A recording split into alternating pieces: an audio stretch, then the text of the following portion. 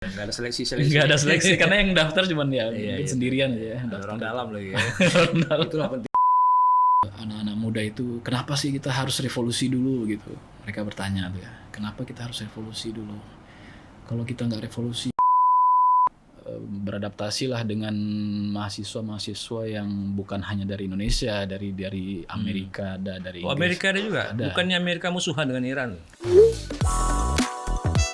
Menurut informasi sudah 12 tahun ya bermukim di Iran, lebih kurang 12 tahun lah. Hampir 13 tahun. Hampir 13 tahun di Iran. Jadi seluk-beluk mengenai Iran sepertinya sudah katam gitu ya.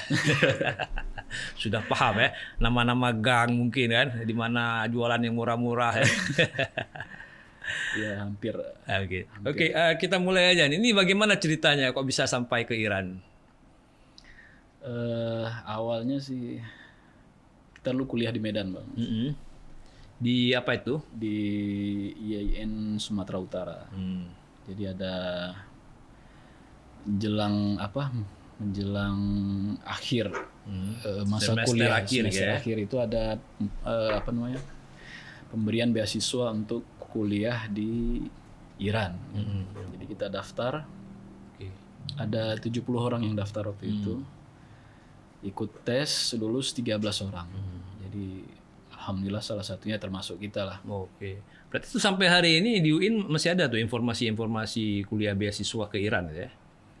Ada Ya. di majalah dindingnya itu. Bukan hanya di Iran aja, ada di Mesir juga ada, di Sudan, di Bang Bulan kebetulan milih Iran ya? milih Iran kan karena kebetulan waktu itu pamor presiden Iran itu kan lagi tinggi-tingginya. Ahmadinejad ya? Ahmadinejad ya waktu itu kan sempat datang juga ke Indonesia yang disambut luar biasa. Iya. Jadi kita juga termasuk terpengaruh lah dengan Oke. pamor itu sehingga wah ini Iran ini bagus nih. Belum pernah ada yang ke sana. Pikir kita kan. Tes lulus, alhamdulillah berangkat di Jakarta langsung tiba di Iran itu musim dingin awalnya. Oke. Di sana bersalju juga musim dingin. Salju 4 musim juga di sana. Jadi inilah ya apa shock gitu ya. Shock lah kan, kita biasa panas kan di Medan itu panas. Sampai ke sana suhu di bawah 18 derajat gitu. Minus 18 derajat. Oke. Jadi disitulah awal mulanya ya. Di situ awal mulanya kita Terus beradaptasinya tuh bagaimana? beradaptasi dengan lingkungan. Ya dengan lingkungan, dengan studinya itu. Dengan studi ya karena kita baru selesai, kebetulan alhamdulillah sempat selesai S1 waktu itu ya. Jadi dengan bekal itu kita coba beradaptasi lah dengan mahasiswa-mahasiswa yang bukan hanya dari Indonesia, dari Amerika, dari Oh, Inggris. Amerika ada juga? Bukannya Amerika musuhan dengan Iran? Iya, tapi mereka punya orang-orang juga yang dikirim untuk belajar ke sana. Jangan-jangan mata-mata tak? Nggak tahu. Tapi dari mancanegara semua belajar di sana. Oke. Jadi mulailah Bang Burhan kuliah di Iran ya. Di jurusan apa itu? Waktu itu kita masih belajar bahasa Persia. Oh, ya. bahasa Persia. Khusus bahasa dulu. Khusus bahasa itu kurang lebih setahun setengah. Dan waktu itu saya kebetulan kurang suka bahasa Persia. Kenapa? Karena merusak bahasa Arab yang waktu itu belum lancar. Oh, apa? Ada grammarnya berkebalikan atau bagaimana? Iya, perubahan-perubahan itu kan kebalikan. Kalau misalnya nih bahasa Arab Mustafa ya, sampai sana jadi Mustafa. Oh, gitu. Jadi dialeknya langsung berubah gitu. Sementara kita bahasa Arab kan masih tahu dikit-dikit ya. Karena ada basic pesantren juga dulu, tapi kan nggak lancar bahasa Arabnya. Sampai ke sana berubah semua. Terus bacaan dalam sholat juga Bismillahirrahmanirrahim jadi Bismillahirrahmanirrahim. Oh begitu. Jadi itu membuat pertamanya emang nggak, aduh ini gimana ya, merusak ya, nggak, kurang suka gitu kan. Terus gimana? Akhirnya kan banyak ujian juga ya setelah belajar 5 bab itu ada ujiannya. Kita selalu tertinggal gitu. Sementara kawan-kawan yang lain memang betul-betul mau belajar di situ lulus. Jadi sampai kita dipanggil sama kepala sekolah bahasa itu, kenapa kamu, kenapa ini masalahnya, kenapa kok nggak bisa mengikuti. Tapi bahasa Persia itu sendiri mirip ya dengan bahasa Arab, banyak kemiripannya. Mirip dengan bahasa Urdu, mirip bahasa bahasa Urdu. Turki juga. Jadi mereka yang asal bahasanya bahasa Urdu, mereka cepat Cepat ya. belajar bahasa Persia. Terus sebenarnya yang punya basic bahasa Arab juga cepat bahasa Persia itu, karena kan 60%, sekitar 60% bahasa Persia itu adalah bahasa Arab kan. Kosakatanya. Kosakatanya. Cuma penggunaannya nanti akan beda-beda dikit lah. Verbnya mungkin ya, kalau bahasa Inggris verbnya, kata-katanya tuh. Oke. Nah, terus akhirnya lulus juga lah ya. Lulus setelah dengan susah payah. Jadi kita itu belajar bahasa itu sukanya itu karena nonton film.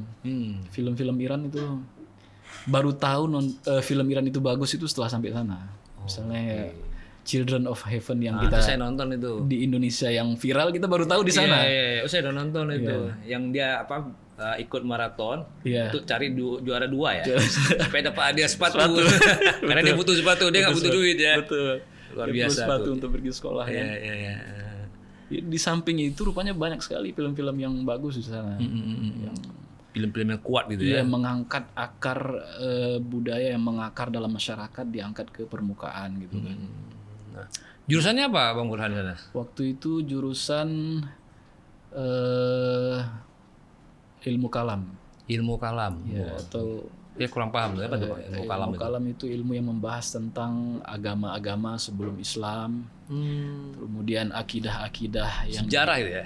ya sejarah juga ada, pemahaman juga ada, keyakinan ada juga. Oke. Mungkin kalau di Indonesia itu usuluddin ya. Usuluddin ya. Usuluddin, ada perbandingan agama. Oke. Ini berat juga tuh ya, gitu ya. Kebetulan karena kita dulu S1 di bagian perbandingan hukum dan mazhab, jadi masih nyambung ya. Oh, artinya kita sudah Bang Burhan ada dasar-dasarnya lah ya. Ya, ada sedikit dasar-dasar lah, walaupun nggak terlalu. Nah, itu kalau masalah kan belajar sejarah itu buku-buku referensinya gimana tuh antara yang Bang Burhan dapat di sana dengan yang di sini itu? Buku-buku referensi biasa buku-buku bahasa Arab ya. Ya. Maksud saya begini, buku-buku kita itu kan di masa itu yang kita baca itu kan umumnya yang nulis juga orang-orang luar gitu. Iya. Nah, apakah sampai di sana itu penulisnya itu masih orang yang sama atau tokoh penulis baru lagi Kalau buku atau ada pandangan baru lagi mungkin ketemu di sana? ya, manba asli itu sumber aslinya tetap buku bahasa Arab. Kalau itu kan Fakultas Syariah kalau kita di sini ya, Fakultas Syariah, Ilmu Perbandingan Hukum dan Mazhab. Itu buku-buku aslinya tetap buku-buku karangan ulama-ulama yang besar ya, Al-Um apa gitu kan, segala macam itu. Sampai sana tetap itu juga yang dipelajari. Cuman nanti kita kan biasalah dosen-dosen akan menulis diktat, menulis buku, jadi itu juga yang untuk mempermudah kita. Kalau buku asli itu kan berjilid-jilid tuh, ada yang 12 jilid, 14 jilid. Jadi itu udah diringkas oleh dosen, ini untuk mata kuliah ini minimal ini bisa dikuasai. Itu berapa tahun S2 di sana? S2 hampir 2 tahun. 2 tahun. Oh, mirip juga dengan di sini ya. Kebetulan kan karena setelah kita belajar bahasa. Jadi itu kalau disambung dengan bahasa bisa 3-4 tahun juga kan. Tapi setelah kita menguasai bahasa Persia, kuliah jadi lebih mudah. Kuliah jadi lebih mudah. Ya, lebih lancar. Ada pengalaman menarik selama kuliah di sana mungkin? Pengalaman berhubungan dengan dosen, berhubungan dengan kawan-kawan dari mancanegara. Ya kalau di sini Kalau di sini kan bisa dibilang dosen tuh seperti setengah dewa lah. Apa di sana gitu juga mungkin? Dosen itu ada yang killer ya istilahnya. Ada juga dosen killer yang kita harus textbook itu juga ada. Jadi apa yang ditulis harus itu yang kita hafal.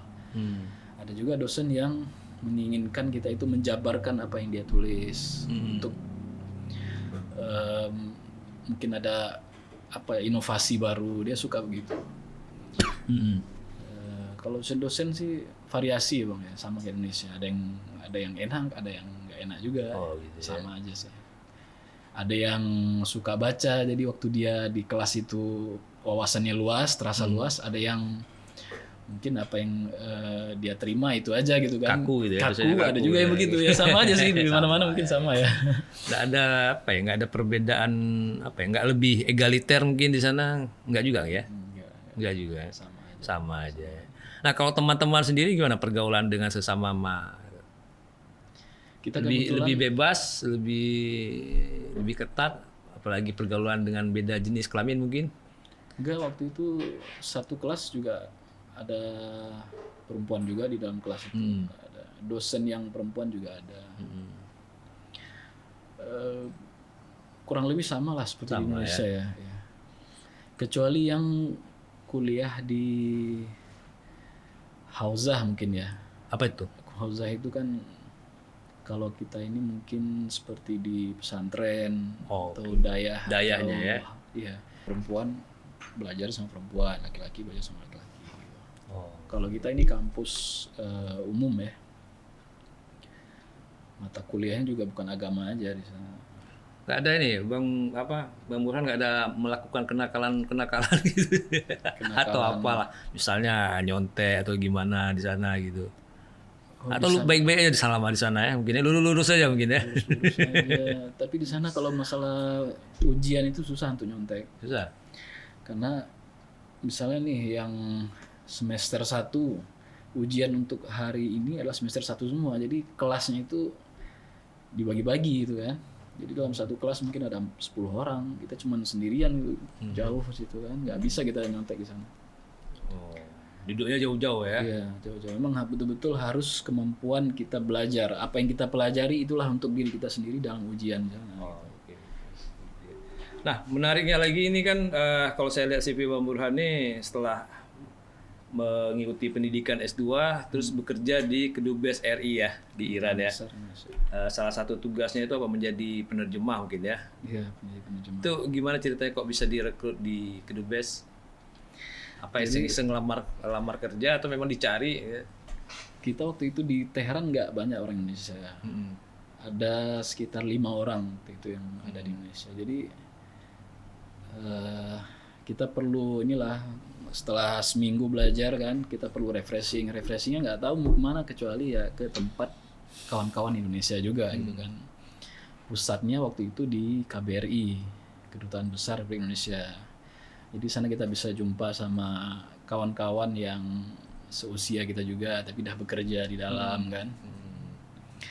Nah, nanti nongkrong di KBRI lah ya. Iya, nongkrong di KBRI. Nanti mereka kan kemampuan bahasanya terbatas. Jadi mereka ngajak kalau pingin keluar misalnya mau ke gunung lihat salju misalnya, ayo diajak kitanya. Jadi mereka kan susah kalau ngomong di luar. Kita yang bisa bahasa nanti, oh ini mau ini, jadi ketahuan di sana. Jadi dengan pergaulan itu, kalau ada informasi di dalam KBRI juga kita cepat dapatnya. Ini ada penerimaan nih, kalau mau daftar kita bantuin gitu. Ya udah masukkan lamaran ke KBRI. Kebetulan memang lagi dibutuhkan waktu itu, nggak ada orang Indonesia yang bisa bahasa Persia. Susah deh carinya. Susah nyarinya. Yang mahasiswa rata-rata yang sudah selesai itu pulang semua kan. Nah kita juga waktu itu mau pulang apa mau tinggal di sini gitu. Untuk cari-cari pengalaman bolehlah untuk kerja di sini beberapa tahun gitu untuk sebelum pulang gitu kan. Ya akhirnya dilamarkan. Masukin lamaran diterima langsung waktu itu. Oh ya, nggak ada seleksi. Nggak ada seleksi karena yang daftar cuman ya mungkin sendirian aja. Ada orang dalam lagi ya. Itulah pentingnya kita punya orang dalam. Itu pentingnya orang dalam. Di Iran lagi orang dalamnya. Biasa. Alhamdulillah. Terima kerja langsung di situ. Memang dari awal sebagai penerjemah. Enggak, kita cerita tadi. Kita tuh awalnya nggak suka bahasa Persia, tapi ujung-ujungnya bahkan di Al-Quran bilang boleh jadi apa yang kamu tidak suka itu yang wa huwa khairul lakum ya kan. Kalau kita nggak suka itu akan menjadi mungkin itu buruk bagi kamu. Langsung kebayang ayat itu waktu itu. Walaupun nggak suka bahasa Persia tetap langsung waktu itu kebetulan ada delegasi ekonomi Iran yang berkunjung ke Indonesia. Jadi ya udah langsung saya ikut sama lagi delegasi ekonomi itu langsung ke Indonesia untuk menerjemah itu. Jadi jumpa-jumpa petinggi-petinggi lah di sana ya. Ya alhamdulillah jumpa petinggi-petinggi mulai dari presiden, alhamdulillah menteri. Ahmadinejad sudah ketemu? Ahmadinejad waktu itu enggak ketemu. Oh, enggak ketemu. Siapa pimpinan tertinggi di Iran yang pernah Bang Burhan ketemu? Hasan Rohani pernah. Hasan Rohani presidennya. Kemudian menteri pertahanan. Kapolrinya lah kalau kita ya, kepala. Iya, saya baca polisi. juga Bang Burhan di atas pertahanan KBRI juga Di ya. atas pertahanan ya. Itu apa tuh atas pertahanan tuh urusannya? Pertahanan itu attach itu kan yang melekat di KBRI. Dia itu sebenarnya bukan dari KBRI tapi melekat di KBRI, punya kantor di KBRI untuk menjajaki kerjasama pertahanan, kerjasama keamanan lah dengan Indonesia. Kan kita sebagai negara yang besar, Indonesia negara yang besar itu punya produksi alat-alat pertahanan juga kan untuk kita perlu pasarkan. Oh, jualan juga ya, salah satu juga. Karena Bang Burhan ikut membantu di atas pertahanan RI. Mungkin Bang Burhan tahulah sedikit tentang peralatan militer di Iran itu. Bagaimana tuh? Adakah peralatan militer mereka yang istimewa? Rata-rata istimewa mereka punya. Ketimbang yang konven yang biasa dibuat ya. Kalau kita kan biasa beli dari, kalau nggak dari Amerika, dari Rusia, beberapa negara yang lain juga kan. Di samping kita produksi sendiri. Jadi dari situ kita tahu kenapa pentingnya peralatan militer itu harus kita produksi sendiri supaya orang lain itu tidak bisa mengukur kekuatan kita. Kalau misalnya mereka, negara Amerika misalnya ya, atau negara Rusia menciptakan alat, kemudian dijual ke kita. Berapa banyaknya alat itu, jadi itu kekuatannya bisa diukur. Oh ini kekuatannya segini, ini ketahanannya segini, gitu. Jadi kalau kita buat sendiri, yang tahu ketahanan, yang tahu kekuatannya kan kita. Orang lain nggak berhak tahu gitu kan. Jadi Iran itu mereka buat alat-alat pertahanan sendiri, mulai dari yang paling kecil sampai yang paling besar kayak roket-roket rudal itu mereka buat sendiri. Nah, Iran sendiri kan di embargo ya sama Amerika dan mungkin negara-negara Eropa lain sehingga mereka kekurangan suku cadang ya. Itu gimana cara mereka mensiasatinya? Ya kalau Bang Burhan pernah mendengar. Sebelum mereka diembargo kan mereka punya orang-orang juga yang bekerja di berbagai negara. Misalnya yang sering kita dengar itu kayak Mehdi Chamran itu waktu masa revolusi itu aja ya, masa revolusi Mehdi Chamran itu mereka kerja di NASA. Oke, di Amerika ya. Orang pinternya ya. Orang pinternya. Ketika revolusi dia balik ke negaranya. Pulang Jadi ke Iran. segala ilmu yang ada di NASA itu kemudian dipraktekkan di negaranya untuk membangun negaranya kan gitu. Jadi kalau misalnya spare part mereka ada yang diimpor secara gelap dari luar. Ada juga yang mereka setelah impor ATM katanya kan, amati, tiru, kemudian modifikasi. Dimodifikasi, kemudian dipelajari di mana kekurangannya, ditambahin supaya bagus gitu, lebih cocok gitu kan. Jadi ada yang kita lihat misalnya pesawat tua, pesawat tempur tua, tapi kekuatannya bisa dibilang udah sama kayak pesawat baru buatan negara besar misalnya begitu kan. Karena apa? Dimodifikasi, diisi, mungkin pesawat peninggalan perang Iran-Irak gitu ya. Iya, kan kita di situ juga pesawat Boeing itu kan sudah lama-lama di sana kan, semenjak embargo tuh nggak ada lagi yang baru-baru ke sana. Jadi isinya udah dipretelin, dalamnya udah diganti apa segala macam, jadi tetap masih bisa terbang walaupun sudah umur 30-40 tahun lebih gitu kan. Kalau saya kan kecil-kecil tuh tahun 80-an kan masih SD ya. Kalau ingat Iran tuh pasti ingatnya perang Iran-Irak gitu. Perang Iran. Pokoknya perang lah kita mengingatnya perang ya. Kemudian setelah perang ingatan kita Iran tuh tentang Khomeini ya. Khomeini. Kemudian ingatan kita lagi selanjutnya Ahmadinejad gitu ya.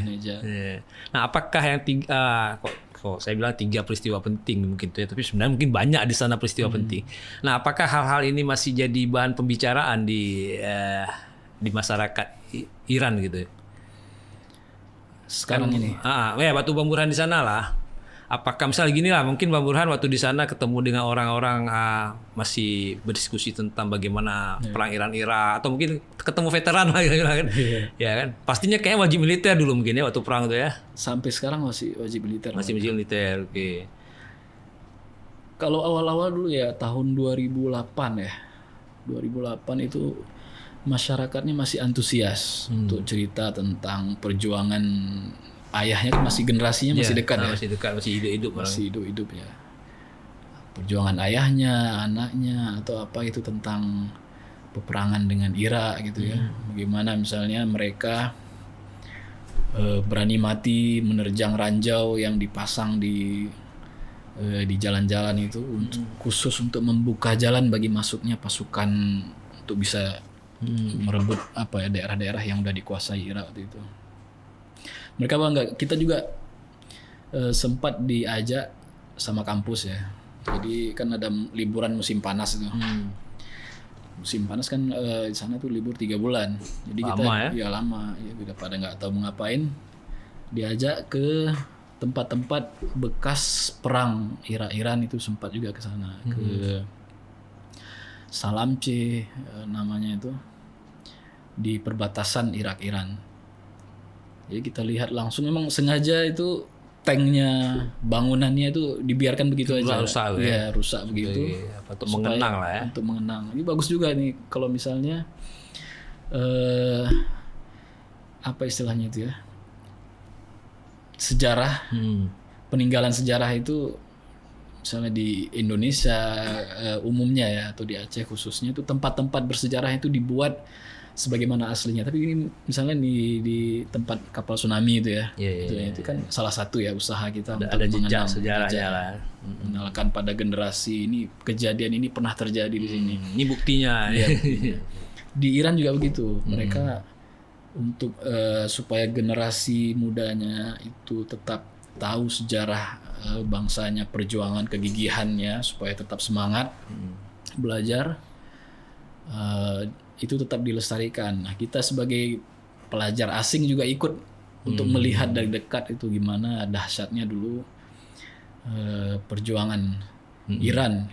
Untuk ini kan waktu itu baru-baru revolusi ya, tahun 79 80 itu kan baru-baru revolusi. Jadi Irak juga menyerang Iran itu kan. Saya udah kurang ingat lagi tuh. Kira-kira pemicu perang mereka itu apa itu ya, Iran-Irak itu? Apakah berebut wilayah atau dulu itu ada perjanjian antara Syah Iran sebelum revolusi. Syah Iran, Raja Iran dulu ya. Iya, Presiden Saddam Hussein apa siapa gitu. Untuk apa namanya, pembagian wilayah minyak. Iya, gitu. Iya, mungkin berebut wilayah minyak itu ya. Berebut wilayah minyak. Saya lupa namanya wilayah minyak itu, sangat terkenal sebenarnya. Jadi Presiden Saddam Hussein itu Saddam Hussein waktu itu ya Bang? Iya, Saddam Hussein ya? Dia lama kali jadi presiden itu. Jadi sama kayak Saddam Soeharto juga itu merobek perjanjian dengan Syah Iran itu. Dengan alasan kami terima perjanjian ini karena kami saat itu dalam keadaan lemah. Ya, Iran kan gitu, masa Syah itu kan salah satu mungkin kekuatan terbesar di situ kan. Dia kan dekat dengan Amerika juga waktu itu. Jadi melihat kondisi Iran yang baru revolusi kan, baru beberapa bulan. Nah, ini Irak melihat ini kesempatan untuk merebut tanah-tanah yang dulunya disengketakan. Saat dia Irak merasa sudah kuat kan, kuat. Dia mau ambil lagi lah ya. Itu satu. Yang kedua, Iran ini kan Syiah, negara Syiah ya. Dan mayoritas Syiah. Sekarang dipimpin juga oleh Syiah. Sementara Irak itu mayoritas Syiah, tapi dipimpin oleh Sunni ya. Nah, ini revolusi yang terjadi di Iran itu dikhawatirkan oleh Saddam Hussein akan merembes ke Irak sehingga posisi dia jadi goyang. Ini di luar masalah Sunni Syiah itu ya, kita melihat politik itu kan, politik pengaruh kekuasaan. Itu yang dikhawatirkan oleh Saddam Hussein waktu itu. sebelum pengaruh Meluas. hajar duluan. Jadi dibuat bagaimana masyarakat Ya. untuk melakukan penyerangan itu kan. Nah, kalau Khomeini sendiri masih dihormati di sana atau sudah hilang gitu aja? Awal-awalnya dulu luar biasa penghormatan itu kita lihat ya. Masyarakat juga masih dengan bangganya menceritakan gimana dulu sepak terjang seorang pemimpin gitu ya. Pemimpin besar revolusi. Pemimpin besar revolusi. Tapi waktu saya kan udah 13 tahun di sana, jadi akhir-akhir tahun ini udah mulai anak-anak muda itu, kenapa sih kita harus revolusi dulu gitu? Mereka bertanya tuh ya, kenapa kita harus revolusi dulu? Kalau kita nggak revolusi mungkin Hidup kita masih enak gitu ya. kita masih enak gitu kan. Iya kan, kita lihat aja masa Shah itu mereka merasakan ayah-ayahnya ya, merasakan kemajuan teknologi luar biasa, kemajuan peradaban dalam tanda kutip ya, versi mereka di masa itu ya. Peradaban yang Bebas ya. bebas didukung oleh Barat kan waktu itu ya. Saya pernah lihat tuh foto-foto ya di internet ya, foto-foto pada masa Shah Iran itu kan. Kalau kita lihat mulai dari pakaian ini mirip-mirip dengan Eropa pada itu. Iya, mirip Eropa ya. Mereka persis ya, sama seperti Eropa, karena kan Iran itu dulu ini kan di Timur Tengah ya. Ya. Baratnya Timur Tengah itu adalah Iran. Oh, oke. Jadi segala pengetahuan yang ada berkembang, teknologi yang berkembang di Barat saat itu udah langsung ada di Iran. Langsung diadopsi ya, Iran. Demikian dekatnya hubungan Shah Iran itu dengan Barat kan waktu itu. Banyak juga sampai ribuan itu orang Barat yang bekerja di perminyakan di Iran ya. Di Iran, otomotif di Iran. Nah, kembali tadi ke anak-anak muda tadi yang menyesal gitu kenapa ada revolusi. Ya, karena mereka pengaruh propaganda juga luar biasa. Ini di mana-mana gitu. Termasuk di Aceh juga. Ini ketika ada namanya Islam itu akan dilakukan serangan dari berbagai penjuru gitu kan, baik dari dalam, dari luar, itu akan berpengaruh ya pada termasuk pada generasi mudanya. Kayak di Aceh juga begitu kan. Di Iran juga begitu, propaganda anti pemerintah itu, karena kan di sana kan mereka menamakan Republik Islam Iran gitu ya. Jadi yang duduk di petinggi-petingginya itu adalah orang-orang yang notabene adalah ulama ya. Ya, mullah tuh ya. Mullah itu ulama kan. Mereka adalah pelajar agama, tahu tentang agama. Jadi ketika politik itu salah arah menurut mereka, jadi yang disalahkan itu adalah sayangnya adalah keagamaannya, lembaga keagamaannya. Maka nggak jarang kita lihat di sana anak-anak muda itu nggak suka dengan pemerintahan, nggak suka dengan ulama, nggak suka dengan cara-cara Islami yang bersyariat gitu. Mengekang kebebasan mungkin dia. Ya, tapi mungkin ini masih bisa didebatkan. Ini kan kita karena ini dari pandangan Mas Burhan aja. Kita tinggal di Teheran soalnya. Jadi di Teheran itu memang kan lebih plural masyarakatnya. Sebentar. Iran dengan Indonesia siapa luas?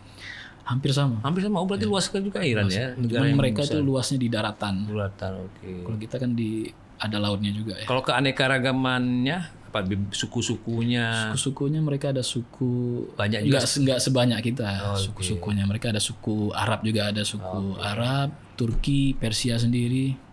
Ada Lur, ada Baluch. Ya. Baluch itu apa? Balukistan itu ya? Balukistan yang dekat perbatasan dengan India Pakistan ya. Ada yang suku Afghanistan juga ya. Iya. Hazara ya. Iya. Nah, balik lagi tadi yang kenangan saya tentang Iran. Khomeini sudah. Kalau Ahmadinejad sendiri gimana sekarang? Namanya masih harum? Bagi sebagian kalangan masih harum. Masih harum ya. Dia masih dianggap sebagai tokoh perlawanan ya. Karena sekarang juga dia sebagai penasihat presiden kan dia jabatannya. Ahmadinejad seorang dosen kalau nggak salah ya. Iya, dosen. Masih sekarang dia kembali mengajar ke kampus ya. mungkin nggak mengajar seperti dulu yang punya mata kuliah sekian, tapi mungkin dalam stadium general tuh masih Ya, dosen-dosen tamu lah ya. dosen tamu, Dosen luar biasa, kasih kuliah sekali. kasih kuliah sekali. Oke, menarik. Nah, ini kan jadi penerjemah ya di KBRI. Katanya pernah ini ya menjadi penerjemahnya Pak Presiden Jokowi ya. Cerita lo gimana tuh pengalamannya tuh? Waktu itu kita diundang ke Jakarta untuk jadi penerjemah. Oh, ke Jakarta dulu ya? Iya, ke Jakarta. Emang pertemuannya di Jakarta waktu itu. Oh, oke. Apa di Jakarta nggak ada tuh orang-orang Indonesia yang bisa bahasa Persia? Kok tadi kan katanya di Iran atau di Teheran sedikit orang Indonesia ya. Kita paham lah kan. Tapi kalau di Indonesia sendiri apa memang masih ada banyak sebenarnya yang bisa bahasa Persia. Cuman kan berarti kita setelah lama di Indonesia biasanya karena kita jarang berbicara mungkin agak sulit ya. Terus orang dalam juga mungkin Bang.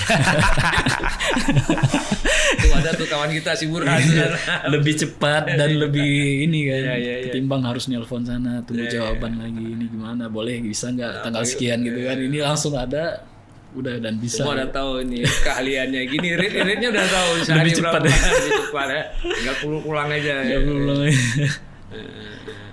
Ini acara apa itu dengan Pak Presiden Jokowi? Pertemuan kenegaraan ya untuk meningkatkan kerjasama ekonomi waktu itu. Kerjasama sebelumnya udah ada beberapa kerjasama khususnya di bidang kesehatan waktu itu ya.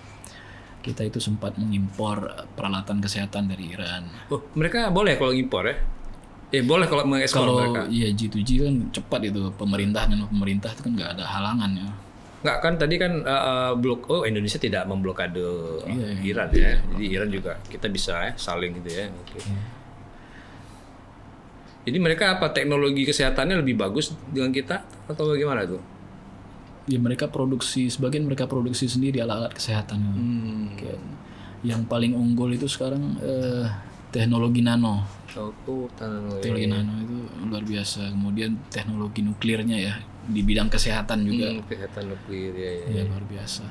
Itu kan yang kalau kita baca-baca sih yang bikin Amerika segan sama Iran tuh karena Iran punya nuklir gitu katanya. Jadi mereka nggak apa ya. Kalau negara lain mungkin udah masuk tuh Amerika kan, kayak Irak, Amerika masuk kan, di Yaman atau di mana-mana masuk lah. Tapi kok di Iran yang mikir, waduh nih tantar aja lah masuk. Kita juga punya nuklir cuman nggak bisa diberdayakan ya, karena mungkin ditahan kali ya. Iya, karena kan repot lah urusan nuklir ya. bukan sekedar ini nuklirnya ada, tapi untuk membuatnya, memaintenance-nya kan, memasang hulu ledaknya di mana, menjaga security keamanannya, banyak lah urusannya ya. Tapi itu kita yang tahu nuklir itu kan untuk perang ya, untuk ledak, untuk apa ini. Bukan, ternyata nuklir itu bisa dipakai untuk ilmu kesehatan gitu kan. Bisa dipakai untuk menghidupkan listrik, bisa untuk teknologi yang lain, kan energi dia, sumber energi, jadi bisa dipakai untuk apa aja. Bahkan kalau pemakaiannya tepat, manfaatnya jauh lebih berguna dibanding teknologi konvensional. Misalnya roket rudal itu yang kalau misalnya pakai sumber daya sumber daya minyak apa ya misalnya kan berat dia, berat untuk naik ke atas itu. Butuh lebih banyak beban kan. Jadi kalau misalnya nuklir dengan sedikit aja gitu, kita bisa taruh yang lain-lain di situ kan. Taruh kamera atau apa gitu bisa naik ke atas kan. Luar biasa ya. Iya, lebih ringan lah. Berarti Bang Burhan ini udah ada jumpa Jokowi, ada kenal secara pribadi dengan Pak Jokowi. Artinya kalau sekarang nelpon Pak Jokowi bisa gitu kali ya. Enggak sampai ke situ ya. Itu profesional aja. Profesional aja. Itu diminta untuk terjemahkan, kita terjemahkan gitu. Berapa hari tuh Bang? Waktu itu ya sehari aja, sebentar aja. Tapi walaupun sebentar kan itu pengalaman yang mengesankan ya. Pengalaman yang mengesankan. Kapan lagi bisa jadi penerjemah presiden ya? Itu bahasa Persia lagi ya. Bahasa yang itu termasuk bahasa langka, bahasa kuno atau bahasa gimana? Kalau bayangan saya kalau udah ngomong masalah Persia itu kesannya jauh kali gitu ya. Kuno kali gitu. Bahasa Persia kan bahasa yang berkembang tuh 3000 tahun sebelum Masehi.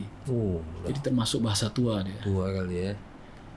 Jadi dia itu kan kerajaan yang rivalnya kerajaan Romawi waktu itu. Jadi bahasanya juga bahasa tua. Kita kalau lihat sejarah Aceh juga kan, sebagian pembesar Aceh juga banyak yang tahu bahasa Persia. Karena kan yang berkembang di semenanjung Persia, Teluk Persia kan itu ya, termasuk mungkin wilayah India Pakistan sekarang gitu kan, masih mereka menggunakan bahasa Persia. Bahasa Persia. Urdu dengan Persia itu kan dekat bahasanya. Mungkin Urdu itu apa ya, kayak semacam variannya ya, apa turunannya lah gitu. Mungkin begitu. Ya, pecahan-pecahannya Pecahan dari bahasa itu. Oke. Terus kan Persia ini juga orang yang ganteng-ganteng, cantik-cantik ya. Ya, mereka itu percampuran antara orang Eropa dengan orang Arab juga iya, dengan orang Yahudi juga iya. Jadi bercampurnya di tengah-tengah. Apalagi kan mereka itu sebenarnya kan negaranya para pedagang kan. Mereka tanahnya tuh agak gersang ya, bisa dibilang begitu ya. Jadi mereka itu sumber pemasukannya dari perdagangan. Jadi mereka kemana-mana itu kan, kumpulnya di Iran. Mungkin ada juga yang dulu ke Aceh juga kan. Yang nama Shah itu. Iya. Nah, Shah itu kan artinya raja. Oh, raja ya. Bahasa Persia. Oh iya. Perkembangan mungkin sistem pemerintahan kerajaan waktu itu mungkin berkembangnya dari dari daerah Shah sana. gitu ya. Iya, Rahmat Shah. Ahmad Shah itu. Iya, Itu semua dari Persia. Bisa jadi. Dan ada penelitian itu, orang Indonesia juga yang meneliti itu 350 kata bahasa Melayu atau bahasa Nusantara ini dari serapan bahasa Persia. Bahasa Persia. Nggak tahu apakah mereka nyerap dari kita atau kita yang nyerap dari mereka. Kayaknya kita lah nyerap. Karena mereka duluan ini kan. Duluan eksis lah bahasa anak sekarang ya. Tapi kita nggak tahu kan, sejarah kita tertutupin. Apa dulu kan kakek nenek kita seorang pelaut kan. Jadi ada yang melaut ke jadi ceritanya itu bagaimana sampai kayu di Sumatera itu sampai dijual ke Mesir kan, untuk membuat kapal-kapal di sana. Oh iya, saya pernah dengar itu. Iya. Di zaman Fir'aun itu sepertinya ada kayu-kayu yang dari Indonesia hari ini lah kan, dari Sumatera itu kan. Kapur barus kan terkenal sampai ke sana. Ya, dia kan dipakai untuk membalsem mumi-mumi itu. Jadi bisa jadi peradaban kita lebih tua, kita nggak tahu karena juga ya. Penelitian kita kan tertutupin dengan. Iya. Mungkin tuh tugas Bang Burhan nanti itu meneliti. Tugas generasi. Iya sih. Iya ya, betul juga itu kapur barus, kayu-kayu. Saya pernah baca tuh ada di penelitian mereka mendapatkan fosil kayu kuno. Saya nggak lupa, mungkin nanti kalau ada pendengar Sago TV yang ingin lebih gitu ya. Setelah diteliti kayu itu ternyata berasal dari Sumatera ya. Iya. Karena di sana juga kan nggak ada minim tanaman tumbuh-tumbuh. Minim tanaman di sana, bisa dibilang gunung di sana itu batu. Batu ya, betul. Kita biasa kalau misalnya di sini naik gunung itu kan kiri kanan kulihat banyak pohon cemara. Di sana kiri kanan batu. Nggak ada. Keindahannya itu beda gitu. Iya. Oh iya. Nah. Oke, nah berarti ini Bang Burhan setelah di Iran, di KBRI, sekarang ini back to Aceh lah ya. Back to Aceh. Nah, back to Aceh artinya memang udah stay lagi di Aceh. Untuk sementara stay di Aceh karena kita juga merasa udah cukup lah ya. Terlalu lama lah kita di Iran gitu. Sementara ini Banda Aceh kan kita baru pindah ke Banda Aceh juga. Oh, baru pindah. Sebelumnya di Kota Cani. Oke. Ini merantau terus sepertinya. Merantau terus kemana-mana. Bergerak terus. Ya, apa dibilang Quran itu ardullah wasi'ah gitu kan. Bumi Allah itu luas maka merantaulah, pergi ke sana, kenalan sama orang sana, kenalan sama orang sini gitu. Berarti ini Bang Burhan ini dengan pengalaman yang sudah banyak ya, dengan kaya ini, kira-kira apa yang bisa dibikin di Aceh nih dengan pengalaman itu? Misalnya gini, simpel-simpel aja lah. Apakah nih kita buat travel nih untuk perjalanan ke Iran, atau kita buka kursus bahasa Persia nih, atau apalah gitu. Saya nggak tahu juga, mungkin ada sesuatu di benak Bang Burhan gitu. Banyak hal sih yang bisa dibuat. Kita dulu kan Aceh ini kan kosmopolitan ya. Orang Arab datang kemari, orang Persia datang kemari. orang dari Nusantara, dari Jawa, dari Kalimantan, semua datang kemari untuk belajar di sini. Jadi Aceh itu salah satu pusat peradaban sebenarnya, peradaban Islam Nusantara bisa dibilang itu kan. Itu di buku Pak Dennis Lombard ada tuh ya dibahas ya. Iya. Mana dulu orang-orang belajar di sini. Makanya ada istilah serambi Mekah kan. Jadi sebelum masuk ke Mekah belajar dulu di serambinya. Ya, kalau di masjid itu di serambinya duduk dulu gitu, baru masuk ke dalam gitu, yang lebih dalam gitu kan. Jangan main masuk aja.